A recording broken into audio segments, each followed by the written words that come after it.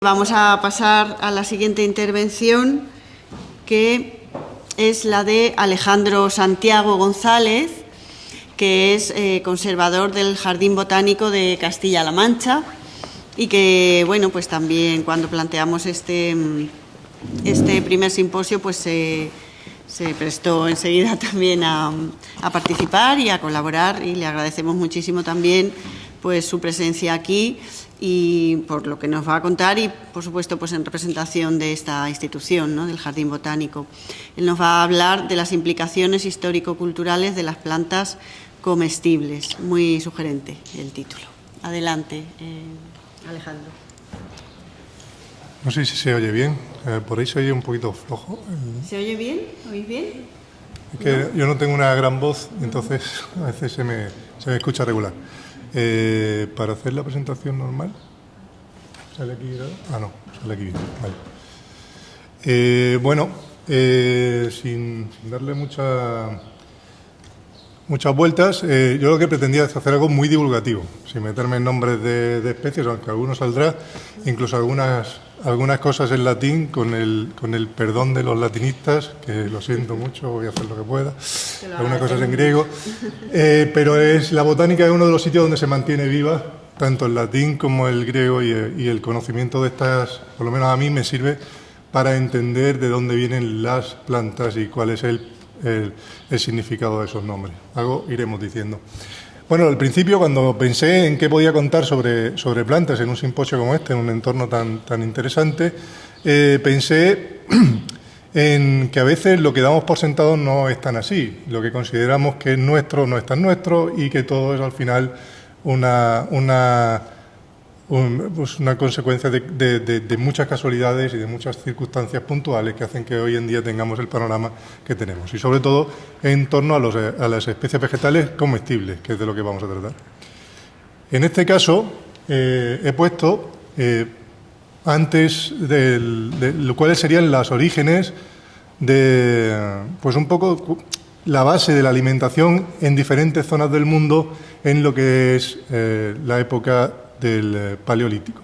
En el Paleolítico, donde todavía no existía un comercio, no existían pasos grandes hacia la agricultura, pues poco menos que nos íbamos comiendo lo que nos encontrábamos. Y depende de cada zona, pues había más carga de vegetales, raíces y hojas, o más carga de plantas. Por ejemplo, la parte de los inuís y tal, en el Polo Norte, pocas plantas podrían comer, y en África pues sería todo lo contrario. Fijaos en esta imagen. Somos omnívoros. Este es un cráneo de Homo sapiens y este es un cráneo de nuestro primo más cercano genéticamente, que es el chimpancé. Pero vemos que dentro de la omnivoría nosotros tenemos un desgaste, nuestros ancestros tienen un desgaste dental que implica que casi toda la alimentación venía de origen vegetal. Fijaos en la diferencia. Una cosa también curiosa que quiero que os fijéis en la parte delantera del cráneo. Si hacéis así con la lengua, os daréis cuenta que no es exactamente igual que el nuestro. Luego veremos por qué. Es un Homo sapiens igual que nosotros, solo que del Paleolítico. Se han descrito nada más y nada menos que 250.000 especies.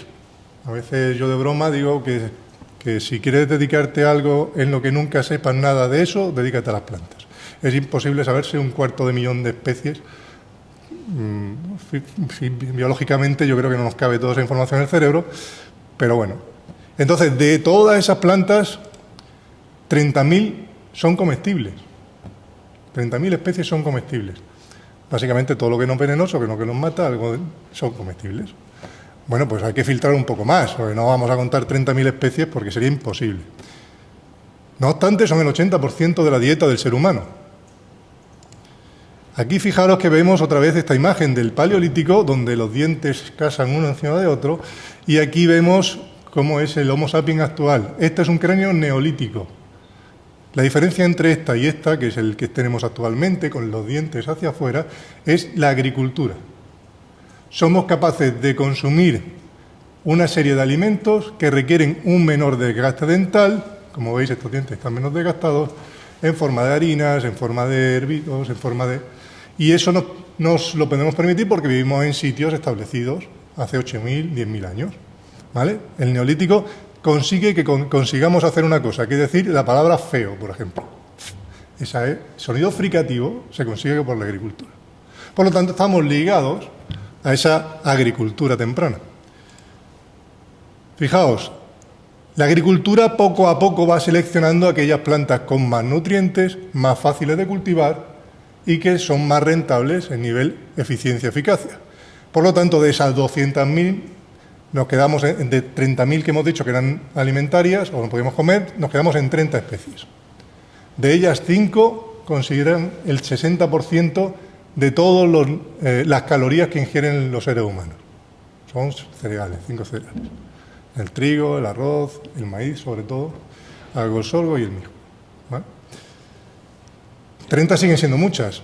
Vamos a cerrar un poco el ciclo. En vez de en todo el mundo, nos vamos a centrar en el Mare Nostrum, en el Mediterráneo, por centrarnos un poquito más. A partir de ahora, todos los que estuvieran viendo esto en YouTube de Latinoamérica han acabado de apagar porque no les interesa. No, veréis que hay muchas cosas interesantes. ¿Vale? Esto es Mediterráneo. ¿Y qué hay en el Mediterráneo? Pues la dieta mediterránea, que está considerada una de las cosas pues, que hay que sacar pecho, porque es patrimonio cultural de la humanidad, desde 2013. Además, se basa en frutas, hortalizas, y tiene beneficios nutricionales y además saludables, mejor para la salud, y además sostenible. Todo esto está estupendo. Pero, ¿qué es la dieta mediterránea? ¿En qué se basa la dieta mediterránea? Pues cualquier estudiante avezado diría, pues en cosas del Mediterráneo, ¿verdad? Vamos a verlo. En el año 2021 se hizo un mapa sobre la agricultura de lo que se siembra en la península ibérica. Alguien si quiere verlo, este está en una fundación, se llama Fundación Dieta Mediterránea, y encontrará cosas como estas, lo que se siembra en Galicia, pues manzanas, melocotones. En Castilla-La Mancha, pues lo típico, el melón, cebollas, ajos, berenjenas, eso es lo típico de La Mancha.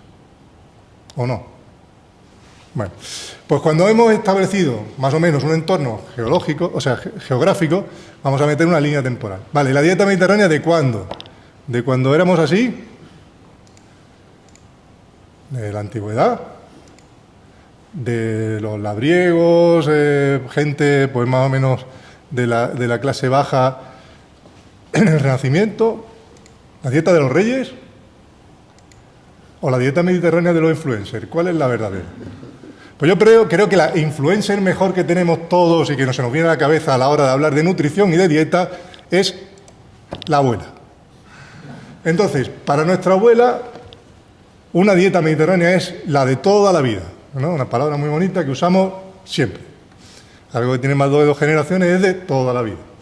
Pues he hecho pues también para dar una muestra de la cultura gastronómica manchega, he hecho un menú típico de La Mancha.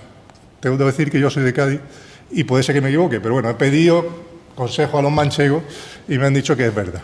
Entonces, podemos desayunar café con leche o chocolate con churros, sobre todo si estamos en las fiestas. Comida, ají aceite con judías, manitas de cerdo, naranja de postre o infusión o café. Muy desencaminado, puede ser manchego esto.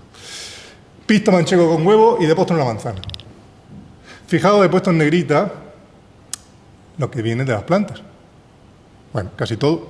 Leche, huevos, me lo deja fuera. Las manitas de cerdo también, no son vegetales. Vamos a ir desgranando cuál es el origen de todas estas plantas que conforman esta dieta mediterránea típica manchega. Bueno, pues para el desayuno hemos hecho un café. Pues café o chocolate, dependiendo, con churros. Café es Coffea arábiga, ¿vale? En los nombres científicos, que todos ellos son nombres anteriores al Linneo, pero que Linneo organiza sobre el siglo XVIII, por no dar mucha historia de esta de vegetal, ya nos cuentan cosas. Fijaos, tenemos una palabra que al principio no reconocemos, que es Coffea, y arábiga, que podemos relacionar rápidamente con los árabes. ¿Sí? Vamos a ver por qué. Este es el mapa que vamos a ir viendo de forma reiterada. Bueno, pues ¿dónde aparece el centro de distribución de la especie? Porque estas especies están solicas, saliendo en un monte, hasta que alguien llega, un ser humano, y descubre que le sirven para algo. Hasta entonces están ahí tranquilamente. ¿Vale? Ya también decía Columela que no puede haber de todo en todos sitios. Para eso estamos nosotros, para ponerlo. ¿Vale? Columela, que por cierto es gaditano. Pues esta señorita, el café, lo primero que vemos del café es que es del Cuerno de África, de Etiopía, de una región que se llama Cafa. Ya sabemos de dónde viene la primera parte del nombre. Allí es descubierta de forma circunstancial o de forma por casualidad. Dicen que se las comió una cabra y entonces el pastor que estuvo allí estuvo avezado, porque esto tiene una forma roja, que en principio no es muy llamativa para comérsela, porque muchas veces los frutos rojos en la naturaleza implican que son venenosos, y las cabras se las comían y se ponían las más reactivas, y entonces el pastor le dio por probarlo y resulta que, oye, que funcionó. Así estuvo mucho tiempo hasta que llegaron los árabes. Ya sabemos arábiga, ¿de dónde viene? Bueno, pues los árabes eran espabilados, siguen siendo, se la llevaron y se la llevaron a su territorio. Pero como tienen el territorio que tienen pues desiertos, pues allí no la pueden sembrar. Entonces, ¿qué hacen? La llevan a Yemen, ¿vale? Y en Yemen se convierte por primera vez en cultivo, donde la domesticamos. Y está ahí, acantonada en países de entornos árabes durante cientos de años, porque lo tienen como un secreto industrial. De hecho, salía café, pero ya tostado, o molido, o descascarillado, de tal forma que nadie pudiera sembrar la semilla.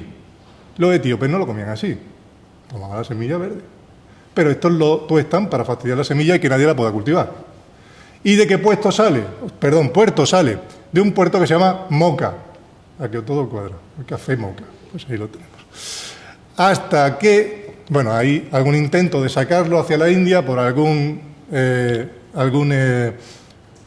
peregrino y tal, pero eran cosas muy, muy aisladas. En el año 1600, más o menos, fijaos si lo tuvieron ahí escondidito, lo que no se esperaban es que al puerto de Yemen llegan los holandeses, los de la Compañía de las Indias Orientales, y en un descuido, por contrabando, pues lo sacan y se lo llevan a sus nuevas colonias. La región de Zelanda está en Holanda, pues esta es Nueva Zelanda, Países Bajos, porque Holanda es una región en realidad. Y como el que roba a un ladrón tiene 100 años de perdón, pues llegan los franceses y le hacen lo mismo. Se la roban y se la llevan a la Martinica primero y después a la Guayana francesa. Estamos hablando ya de casi 1700. ¿Vale? Fijaos, los franceses lo hacen por dos vías. Una vía más romántica dice que los holandeses se la dieron, no me la quitas, te la doy yo, y se la dieron a Luis XIV, y entonces Luis XIV la puso en el Jardín Botánico de las Plantas de París, y de allí la trajo, la robó, la cogió sin permiso del rey, un tal Gabriel de Clio, que hace toda la travesía hasta América con las plantas vivas. ¿Por qué? Porque las semillas de café son recalcitrantes, no se pueden desecar. Una vez que pierden la humedad, pierden la viabilidad. Entonces tienes que llevarte la plantica. Pensar en aquellos tiempos en un barco de vela, llevándote la plantica viva hasta allí, ¿no? Pues dicen que la regaba con el agua de beber de la tripulación, porque con agua del mar no se puede, con lo cual llegaron a una situación dantesca. Los franceses dicen que son los primeros en llevar el café a América. Sin embargo, no a toda América. Ya en finales del 18, principios del 19, pasa una cosa curiosa, que es que llega el café a Europa, los brasileños, ya separados de Portugal, cogen y mandan a la Guayana francesa a un militar para discutir los bordes de la región de la Guayana con Brasil. Y eligen a un sargento, pues para discutir esa cosa tan importante, ¿por qué un sargento? Pues resulta que cogen al tío más guapo que tenían en todo el ejército. ¿Por qué? Porque el gobernador de la Guayana, que era Ordeville, tenía una mujer que era jovencica y no se llevaba muy bien con él. Entonces mandan al sargento Paleta, que se llamaba, no es cachón, se llamaba así, y la función de este era discutir con el marido lo de los bordes, pero camelarse a la mujer para que le diera la semilla de café y llevárselas a Brasil. Fijaos que es principios del siglo XX casi cuando llegan las semillas a Brasil del café. Y ahora todo el mundo ve café do Brasil. Y se vende como algo que ha estado allí de toda la vida. Se la cameló, pero bien camela. Dicen que en su despedida le regaló un ramo de flores donde iban las semillas metidas. Y entonces, pues así llegó el café a Brasil. ¿Vale? Y los brasileños están contentos. Bueno, pues como todos habéis quedado con interés seguro, y esto es muy científico, el interés, este era el señor. ¿Vale? Debía ser un Brad Pitt de la época. Y este fue el sargento Paleita, no sé cómo se dirá en portugués, y Madame de Oliver. Otra cosa curiosa que me llamó la atención cuando estuve buscando esto es la historia romántica del capitán Gabriel Declier, según la cuentan los franceses. Ellos cuentan pues el gran esfuerzo que hizo Gabriel Declier para llevarse esa flor, esa planta viva, bien sea del Jardín de las Plantas de París. Por cierto, los holandeses lo primero que hicieron fue llevárselo al Jardín Botánico de Ámsterdam, y Ámsterdam pues no puede dar café. Entonces, pues se les murió. Entonces Gabriel Declier, no sabemos si se la roba el rey o a quién se la roba, pero los holandeses, la versión que dan de esta misma historia es esta. Entonces, depende de quién le toque, pues te lo va a contar de una manera o de otra. Fijaos, España es el único sitio de Europa donde se cultiva café, en las Canarias. Porque entra, primero la mandamos al Jardín Botánico de Aranjuez, que después llegó a ser el Real Jardín Botánico de Madrid en 1700, y allí obviamente no funcionaba, y después la mandamos al Jardín Botánico de la Orotava, que es de 1700 también. ¿Qué le llamamos Jardín Botánico de Aclimatación de la Orotava? Porque en aquellos entonces se pensaba algo así como que si tú coges un oso polar y te lo llevas a vivir al Pirineo antes de llevártelo a Sevilla, va a sobrevivir en Sevilla. Pues esto igual, me llevo el café primero a la Orotava y cuando ya está acostumbrado a escuchar el español me la llevo a Madrid, entonces sí que aguanta. Obviamente esto no funciona así. Y el único cultivo europeo que hay del café está en Canarias, ¿vale? Pasamos a la siguiente, que hemos dicho que era chocolate o café. Chocolate, teobroma, mirad qué nombre más bonito. Teobroma es el caldo de los dioses. De hecho, hay todavía palabras en castellano como bromatología que vienen de esta o teología, las dos, que vienen de esta palabra. Y cacao, obviamente no es una palabra latina, sino es la palabra que le daban los que lo cultivaron por primera vez. ¿Pero de dónde es el origen? El origen es en el entorno del Amazonas. Y estamos hablando que hace más de 10.000 años, desde el entorno del Amazonas, cruzando los Andes, obviamente voluntariamente, llega hasta los olmecas. Y los olmecas son los primeros en cultivarla. Todos no sabemos la historia.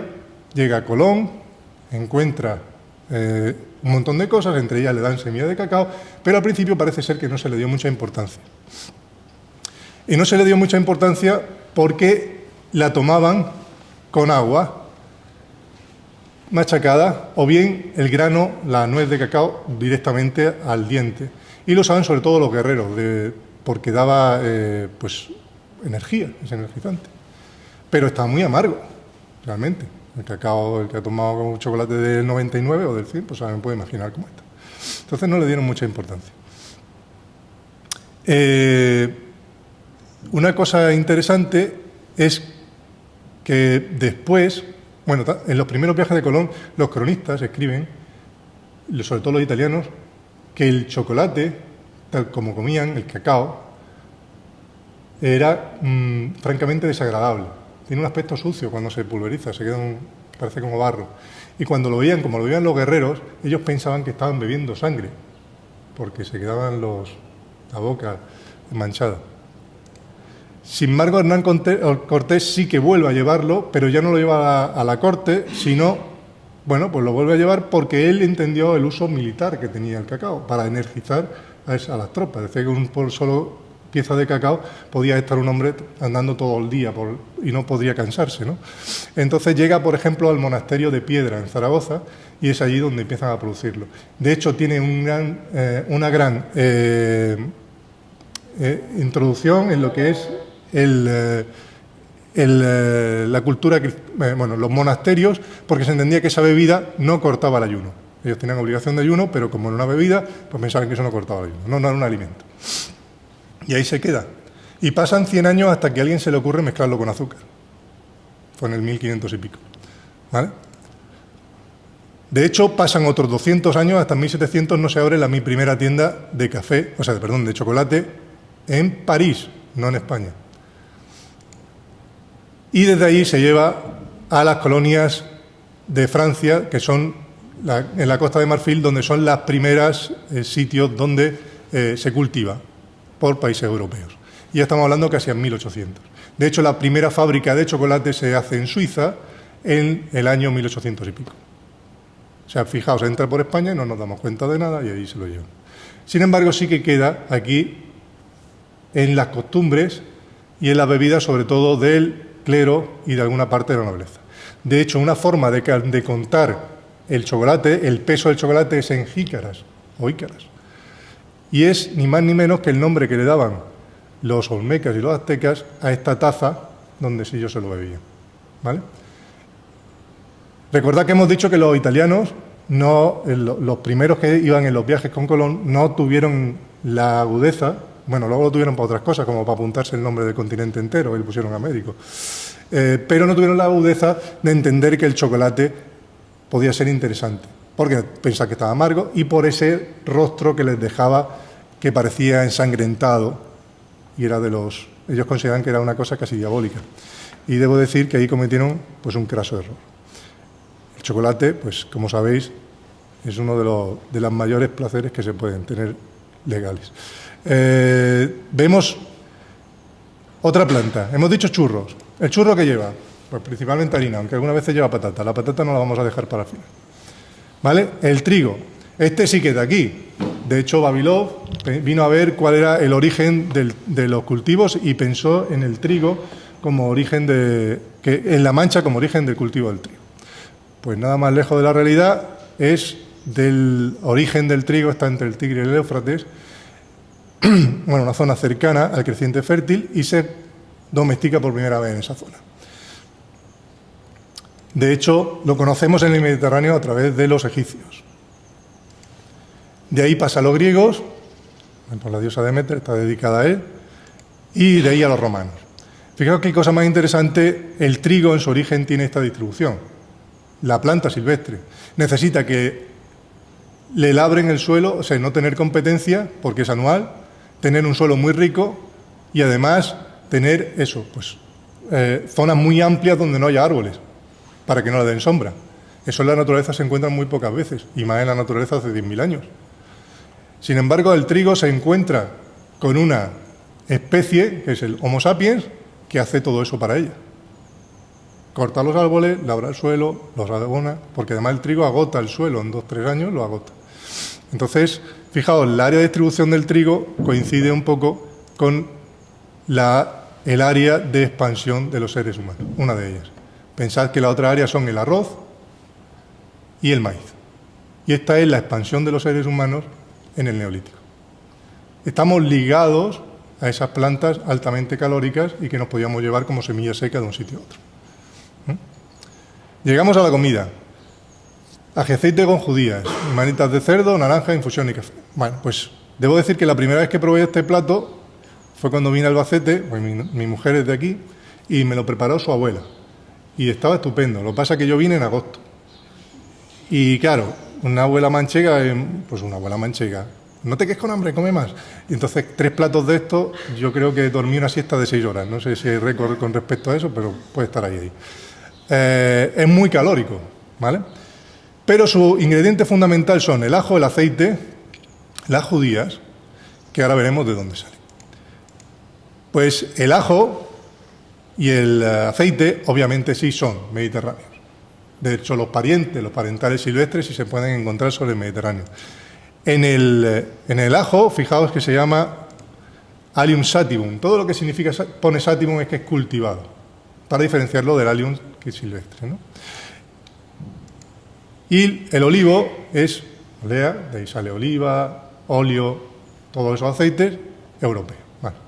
Pues sí que son de aquí. Sin embargo, la patata, como podéis imaginaros, no tiene nada que ver con este Mediterráneo que estamos intentando representar. ¿De dónde sale la patata? Solanum. La Solanum es una familia de las solanáceas, un género que sí que está representado en el Mediterráneo. Pero tuberosum hace referencia a esos tubérculos que son engrosamientos de las raíces, que lo que hace la planta ahí es acumular sustancias de acumulación y además reproducción vegetativa. Producimos una patata a través de otra. Pues su origen está en los Andes, hace 8.000, 10.000 años. De los Andes se extiende por Mesoamérica y otra vez Hernán Cortés entiende el valor para alimentar a las tropas. De hecho, lo primero que hacemos con las patatas es llevarlas a la península ibérica y la usan los tercios. Pero fijaos, la usan los tercios no para alimentar a la tropa, que hubiera sido lo más interesante, porque tiene muchísimas cualidades que hacen que sea fácilmente cultivable en casi cualquier sitio y además da mucho rendimiento energético, sino que lo usaban para el ganado, o para los caballos, o para los animales. Y así es como lo aprenden, porque entonces estábamos en discusiones con ellos, los Países Bajos. En Holanda llega la patata y en principio no se le hace caso. Se utiliza o bien como ornamental, por la flor tan bonita que tienen, o bien para dársela de comer poco menos que a los cerdos. ¿Vale? Ahora explicaré por qué. Fijaos, patata es un nombre que se obtiene de dos palabras que son americanas, de los pueblos, una azteca que es papa y otra que es taína, que es batata. Y como nosotros no sabíamos lo que teníamos, pues teníamos tantas cosas, pues las mezclan las dos y así llega a la península ibérica como patata. O sea que si habéis dicho papa, es mucho más correcto que decir patata. Pues la patata es la mezcla de papa y batata. Pues bueno, esta gente, como no le hizo mucho caso, ahí se quedó. Sin embargo, hubo una gran hambruna en Europa. Y en las en las altas esferas sí que se sabía que podía ser un cultivo interesante, pero la gente era muy reacia a comérsela. Luego ya veremos por qué. Y en este caso hicimos lo que se hace con cualquier niño, se hizo lo que se hace con cualquier niño cuando no quiere comerse un plato. Y es lo siguiente: Federico II, en el palacio de Dresde que tienen en Sanssouci, lo que hace es cultivarla en su palacio. ¿Vale?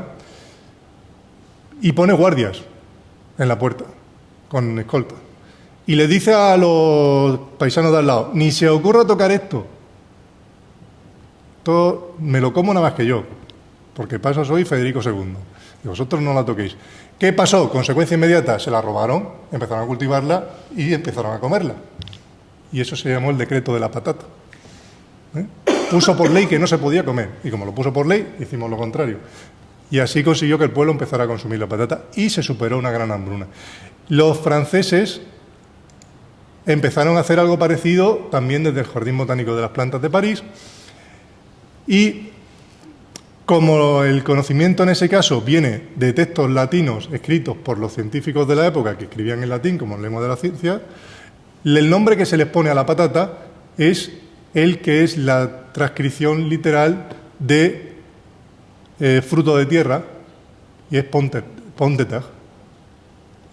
Porque en latín, vas a perdonar porque más o menos es eso, el latín culto no, imagino que no, pero no se conocían los nombres de las plantas tal y como los conocemos ahora, que tenemos un nombre de una especie, género y epíteto específico, sino que se usaban nombres comunes, los que ellos le llamaban, ¿no? Y había una gran amalgama de cosas que sería el equivalente para nosotros como malas hierbas.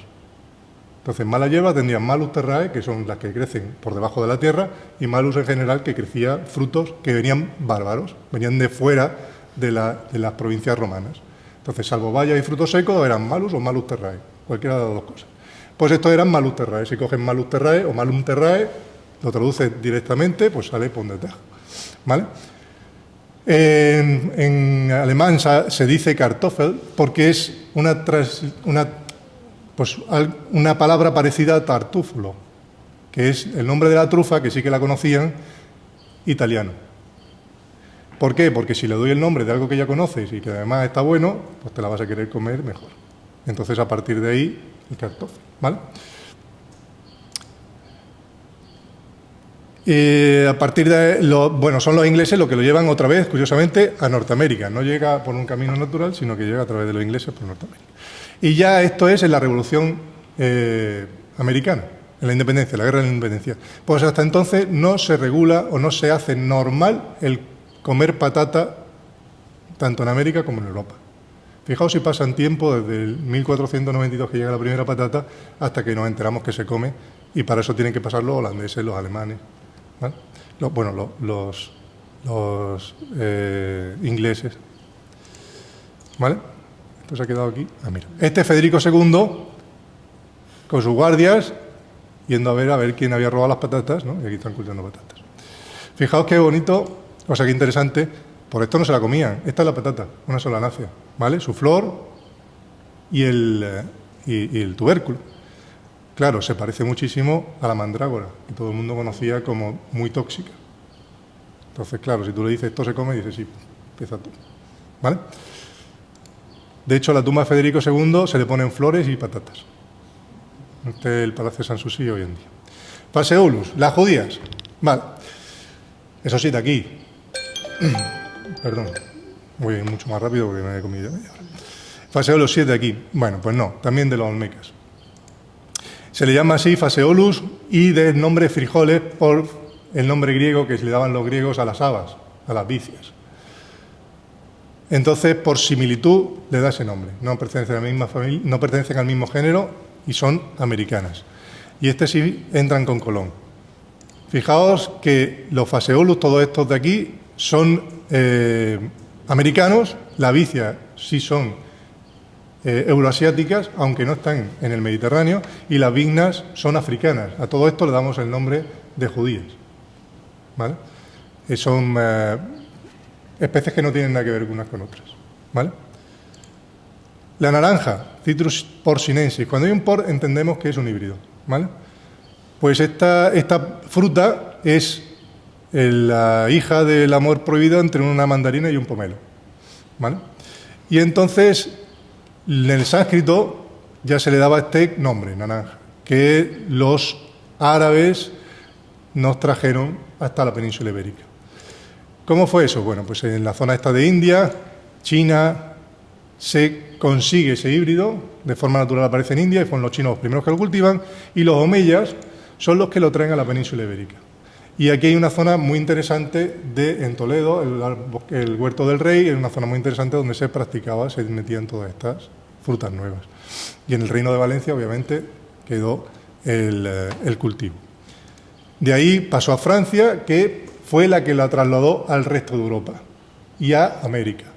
De hecho, hay una zona en el invernadero del Jardín Botánico que se conoce como la Orangerie, dicho en francés. Es curioso porque el cultivo nosotros no lo quedamos, pero no hicimos gran cosa con ello y estos son capaces de mandarlos por todos sitios. Vale. Con el té pasa algo parecido. Es una planta, Camellia sinensis, como su nombre indica, nos dice que fue en China. En el año 4000 a.C. ya hay un emperador chino que dice que es obligatorio hervir el agua antes del consumo humano, cosa que era bastante interesante para aquella época. No sabían por qué, pero sabían que si la hervían bajaban mucho las enfermedades de tipo cólera y todo eso. Y entonces, pues a veces la aderezaban con hojas. Y hay muchas historias de cómo salió, porque casualidad, que si era el emperador que si era un príncipe Buda, que tal, en fin. Y al final resulta pues, que el té empieza a producirse allí, ese tipo de infusión. Se distribuye por la India y por Japón. ¿Por qué tan...? Fijaos, hace falta para que llegue a Europa el descubrimiento del cabo de Vasco de Gama, de que se podía dar la vuelta a África para que nos lleguen esa infusión a Europa. De hecho, la reina de Portugal, Catalina de Braganza, es la primera que toma té en Europa, no son los ingleses, ¿vale? Estamos hablando de casi en el siglo XV, XVI. Otra vez encontramos aquí a los mismos, a los holandeses, que se aprovechan, bueno, pues esa influencia que tenían la Compañía de Indias y se lo lleva a Holanda. Y allí queda como un reducto. Como una cosa, bueno, los holandeses bebían té y ya está. En Inglaterra, ¿qué bebían? Bebían café, porque llegó mucho antes. Y los españoles bebíamos, sobre todo, chocolate o agua. Y vino, eso sí. Al principio el chocolate se hacía con vino, una cosa curiosa. Lo de meterle leche se le ocurrió a los suizos. Hasta finales del 18 no llega a Inglaterra, ¿vale? Pero fijaos que hemos dicho que tenía que ver con el Cabo de Buena Esperanza, con el descubrimiento portugués, pero aún así los que se atribuyen el té son los ingleses. ¿Por qué? Porque ingleses producen té en sus nuevas colonias, que son de la zona de la India. Estamos hablando de finales del 18, principios del 19. El café lo producen los franceses en su zona de influencia en África. Y nosotros producimos el cacao en nuestra zona de influencia, que es Latinoamérica. Por lo tanto, queda como bebida nacional, pero simplemente por imposición. Es decir, no porque a los ingleses les guste el té, sino que no se puede tomar otra cosa, porque si no estás comprando a los franceses o a los españoles. Entonces, quedan impuestas culturalmente como la bebida de cada país, simplemente porque eso enriquecía a tu rey y no al otro, ¿vale?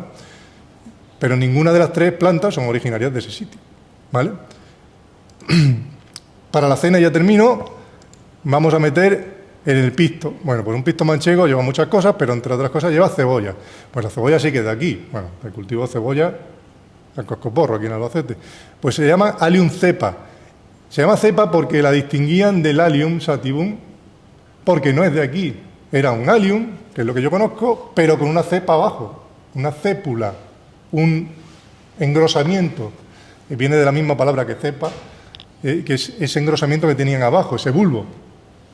Y es originario del Tíbet, de una zona de Kazajstán, entre la frontera de Rusia y China. Hay una montaña que se llama Tian o algo así, y proceden de esa zona. Y nos llegan a través de los egipcios.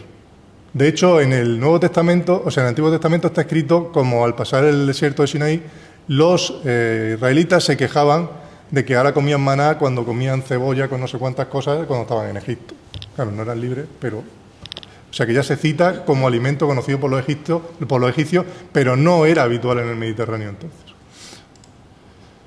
A través de griegos y romanos llega a todo el Mediterráneo, se extiende. En el pimiento, este es muy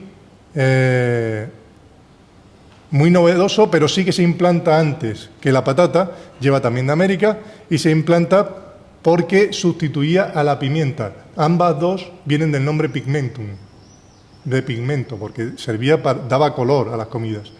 Y el pimiento original picaba mucho, como la pimienta. Por lo tanto, la pimienta era muy cara y venía de las Indias orientales, nosotros tenemos las Indias occidentales, vamos a intentar hacer competencia con un producto que se pueda conseguir. De hecho, este sí se implanta en España muy temprano y era habitual encontrarlo en macetas en los pueblos, porque la pimienta no te la podías permitir, pero el pimiento sí. Pues tiene el mismo, viene de los Andes, la misma parte, se extiende por Mesoamérica y es Colón, pues un poco el que la trae, aquí sí que arraiga rápido. Vamos al tomate. El Solanum lycopersicum. Solanum es el nombre de la solanácea que hemos visto antes, ese género. Lycopersicum significa melocotón de lobo, porque es un fruto parecido que además te puede matar. Como te puede matar, no te fíes de él. De hecho, los primeros que le dan nombre científico, hasta Cesalpinio, que ya casi en el siglo XVI, te dice que no lo tomes a no ser que sea tostado o hervido. O sea que no es recomendable. Ahora veremos por qué. Y el nombre que se le da de tomate viene de la lengua azteca y se toma tal cual, tomatel. ¿Vale? Y se llamaba jitomatel al tomate rojo y el normal era amarillo. Por eso cuando llega a Europa, los primeros que lo acogen sin miedo son los italianos. Y los italianos le llaman pomodoro, manzana de oro. ¿Vale? Manzana, bueno, todo lo que tenía esa forma redonda, pomodoro. Y luego lo toman los portugueses y ya por último lo adquirimos nosotros. Y somos los que lo llevamos, por ejemplo, a las Filipinas, a Manila, todo esto. ¿Vale? pero cuesta bastante tiempo hasta que Linneo en 1700 y otros dicen que no es venenoso. Fijaos, esto es un tomate, tal como vino, y esto es Solanum sodomeum, que es una de las plantas más venenosas que hay en el Mediterráneo. Por eso las reticencias. ¿Cómo va a ser? Pues es lo mismo, ¿vale? Hasta que no quitamos buenos probando, pasaron 300 años o 400 años hasta que conseguimos incorporarlo a nuestros platos. Por último, de postre hemos dicho que una manzana, pues este es el Malus domestica. El Malus domestica se origina en la misma zona que la cebolla y tiene una distribución con la ruta de la seda. La ruta de la seda se inicia en el siglo I, justo cuando está Columela. Entonces, hasta el siglo I no se conoce el Malus sieversi, que es el de esta producción, aunque aquí hay un Malus silvestris, que es una manzanita muy pequeñita que no se consume porque está muy, muy amargo. Entonces, a base de cruzarse, obtenemos las manzanas esas que conocemos ahora. Por lo tanto, ha hecho falta los nómadas del Paleolítico, los minoicos, los fenicios, la ruta de la seda, las legiones romanas, la invasión de pueblos bárbaros, la inclusión de los árabes, descubrimiento de América por Colón, los tercios de Flandes, los viajes de Clio, por ejemplo, las compañías de la India occidentales, Federico II, todo eso mezclado es lo que ha hecho que nuestra influencer sea capaz de hacer una dieta mediterránea actual. Entonces, pues un poco esto muy resumido es el viaje de lo que nos llevamos a la boca todos los días. Nada más.